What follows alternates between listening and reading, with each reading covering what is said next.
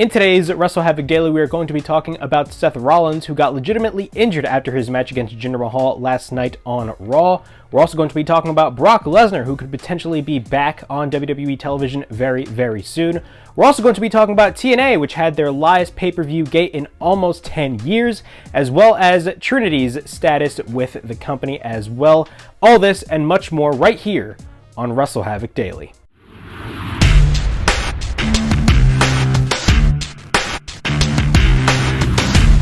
What's up, everybody? It is yours truly, Flamin' Rick, Ricky DeRays, and this is WrestleHavoc Daily. Before we get into all this craziness, please make sure to like and subscribe to the WrestleHavoc channel right here on YouTube, in which we discuss everything in and outside of the squared circle. Make sure to like and subscribe for more content, and as the friggin' referee would say, ring, ring, ring that damn bell for more notifications. Also, follow me on social media on Instagram, TikTok, and Twitter. In our first story, we're going to be talking about the current World Heavyweight Champion, Seth Rollins. According to Mike Johnson of PW Insider, Seth Rollins has been hurt during the Raw main event. According to Mike Johnson of PW Insider, during last night's match against Jinder Mahal, WWE World Heavyweight Champion Seth Rollins tweaked his knee and was having some trouble putting weight onto it coming out of the match. During the bout, the announcer stated that it had appeared to have happened during a lion salt. PW Insider has been told that Rollins was helped to the back after Raw went off the air, and he was walking gingerly backstage after the show. PW Insider was also told that he's been getting tests done once he returns home later today. The hope that is that it was a minor issue, but until he gets checked out, there is no official word yet on the injury. Overall thoughts on Seth Rollins potentially getting injured last night in the match against Jinder Mahal. This is very, very, very concerning, considering Seth Rollins is planning, of course, in kayfabe to main event WrestleMania. And of course, we all know the rumored main event for night one of WrestleMania being Seth Rollins versus CM Punk for the World Heavyweight Championship. If he is legitimately injured, and it's a major injury, this is definitely going to halt plans for WrestleMania, and I personally do not want that to happen because, again, the Seth Rollins and CM Punk match is just money waiting to be made, and that is arguably the best scenario that you can come up with for a night one main event for WrestleMania. But hopefully this is a minor injury and there's nothing major coming out of this. But again, this is very, very, very concerning news. Hopefully Seth Rollins is all right. And at the end of the day, the wrestler's health comes first. In our next story, we're going to be talking about Brock Lesnar. Brock Lesnar is expected to return to WWE TV very, very soon, of course, for WrestleMania season. I'm reading this from F4W Online.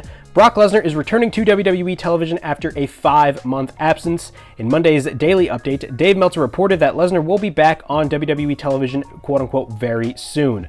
Meltzer then elaborated that on Wrestling Observer Radio, noting that Lesnar is expected back at any time, and if Lesnar is going to be in the Royal Rumble, he could return to WWE programming next week. Overall thoughts on Brock Lesnar potentially returning to WWE television. I think it's pretty much expected. I mean, Brock Lesnar, of course, every time when Brock Lesnar shows up, he creates a lot of intrigue and he creates a lot of excitement for what the hell he's going to be doing for WrestleMania season. Of course, the rumored match that Brock Lesnar is set to have at WrestleMania is a match against Gunther. Some people are even speculating that he could be the guy to eliminate Gunther out of the Royal Rumble, which then sets up their match at WrestleMania. But nonetheless, I do believe this is a great move, and I think Brock Lesnar returning to WWE programming and possibly declaring himself for the Royal Rumble, if that is going to be the case, it's going to make the Royal Rumble very, very, very interesting, to say the least.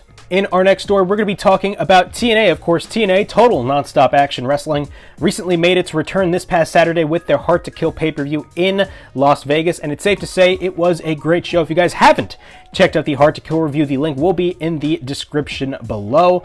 But PW Insider reports that the show sported the largest attendance for TNA / Impact Wrestling in years and the largest gate in almost 10 years. Overall thoughts on this, this is nothing but a success.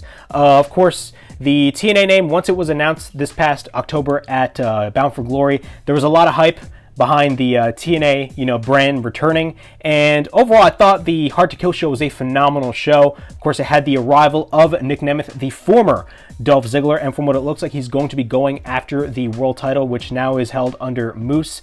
But nonetheless, this is great for TNA. I mean, it's another option for people to work.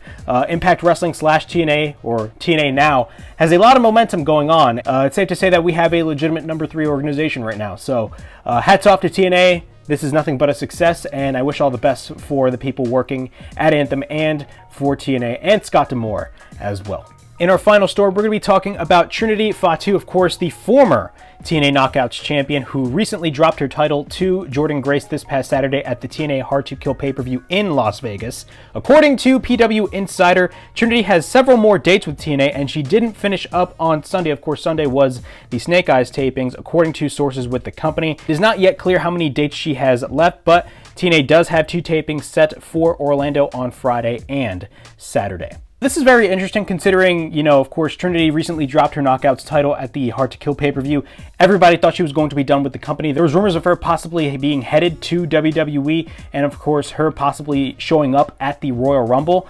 But from what it looks like right now, I mean, Trinity is going to be staying with TNA for the foreseeable future. How long that is going to be, we have no idea. But when it comes to Trinity, I mean, she can do anything. I mean, her going to WWE is not a far-fetched thing considering Jimmy Uso, who is her husband, you know, works for WWE. So it would make sense for her if she wanted to go back to the WWE, especially since there is a new regime in power right now with Triple H and the rest of his team and not Vince McMahon. So it is interesting, but for right now, Trinity is still under contract with Total Nonstop Action. And that concludes WrestleHavoc Daily. Please like, subscribe, comment down below, push that bell for notifications. I mean, look out for more videos right here on the WrestleHavoc channel in which we discuss everything in and outside of the squared circle. Make sure to like and subscribe for more content. And as the freaking referee would say, ring, ring, ring that damn bell for more notifications. Also, follow me on social media on Instagram, TikTok, and Twitter. And as always,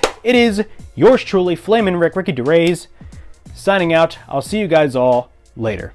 Peace.